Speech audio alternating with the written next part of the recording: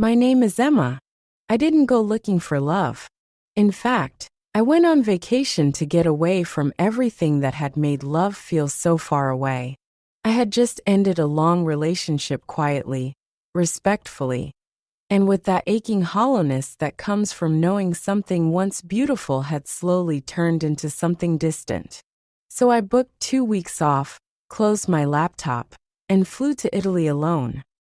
It was a small town on the Amalfi Coast, a place I'd picked not for the sights, but for the silence. The narrow alleyways were lined with lemon trees and pastel-colored walls. The ocean shimmered below steep cliffs, and every street had the smell of espresso or salt or bread baking in someone's home. On my third morning there, I found a little cafe near the harbor. The tables were uneven, the chairs chipped, but it had a charm that made me stop. I was looking for coffee and nothing more. That's when I saw him curled into a chair with a paperback book in one hand and a cappuccino in the other. I noticed the cover first. It was a novel I loved, one I hadn't seen anyone read in years. I hesitated, then smiled. "That's one of my favorites," I said. He looked up, blinking out of the pages. His smile was instant, not shy, not forced, just easy. "It's my second time reading it," he replied. "It hits different when you're far from home." His name was Matteo. He was from Barcelona, visiting his cousin who ran the cafe. We started talking first about the book, then about travel, then about how strange and beautiful it was to feel like a different version of yourself in a new place. I only planned to sit for 15 minutes. I stayed for almost 2 hours. We met again the next day. It wasn't something we scheduled, we just both happened to show up at the same spot, same time. He said, "I was hoping you'd come back." And I laughed because so was I. Over the next 10 days, we became everything to each other.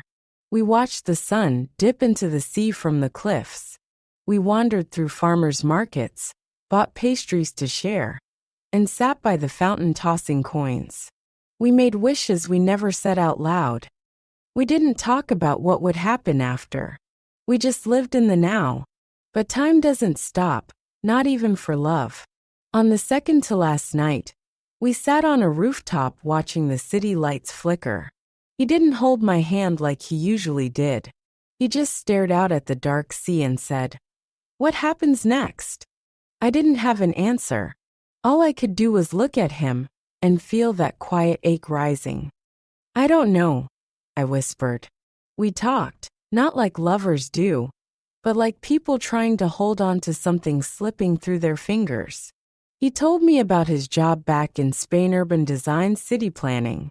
I told him about my life in Vancouver, editing manuscripts, long hours, and the way the rain never really stopped. We lived worlds apart, but neither of us wanted to let go. When he walked me to the train station the next morning, I could barely breathe. My chest was full of everything I hadn't said. He held my face gently, kissed my forehead, and said, "Let's try. Even if it's hard." I nodded. "Let's try." That first month apart, we lived inside our phones. We messaged constantly, photos, voice notes, the occasional "I miss you" typed late at night. We called each other in between meetings, between meals, between moments. Sometimes, we'd fall asleep with our video calls still running. It wasn't the same, but it was enough to hold us together. We planned for me to visit him in December. It was already September, so we counted down in weeks. We marked our calendars with little hearts. We talked about what we'd do, what food I'd try, what cities we could explore together. But reality didn't care about our countdown. My workload doubled, and his cousin got sick and needed care.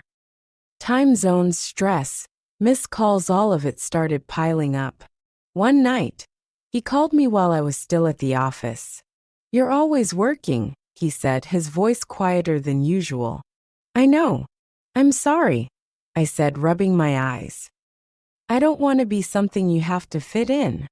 "You're not. but it's starting to feel that way. That night, after we hung up, I cried in the bathroom because he wasn't wrong. And I didn't know how to fix it. December came. I flew to Barcelona. He was waiting for me at the airport with a single sunflower in hand and a smile that broke my heart in half. When he hugged me, I felt like I had finally exhaled. We spent 4 days together. 4 perfect, imperfect days. We walked through gaudy parks, drank hot chocolate so thick it felt like velvet, and danced to street musicians even when we were the only ones swaying. We laughed. We touched. We made promises we were afraid to say out loud.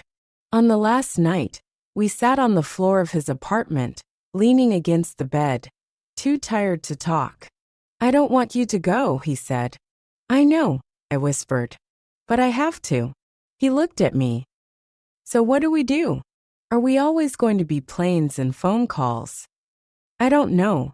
We fell asleep that night holding hands. Back in Vancouver, the silence between us grew louder. We still messaged, but less. Calls were harder to schedule. My heart started hurting in a different way, not from missing him, but from feeling him drift. Then one evening he sent a message. "Can we talk?" I called him immediately. He didn't answer. 5 minutes later he called back. His voice cracked. "I love you," he said, "but I don't know how to keep doing this." "I love you too," I said, "but I'm so tired." There was a long pause. Then he asked, "If I moved there, would you be?" I held my breath. "You'd leave everything?" I asked. "I'd leave it for you." But I didn't believe that love should cost someone their dreams. We stayed on the call for hours. And by the time we said goodbye, we both knew it wasn't really goodbye. It was something else. Something softer. We decided to pause. To stop forcing it. To let life settle before trying again. It wasn't a breakup. It was a letting go. We still check in sometimes, birthdays, holidays, the occasional, "I saw this and thought of you." He's doing well. So am I. But sometimes I close my eyes and remember Italy. The stone streets. The harbor breeze. The boy with the book. And I smile.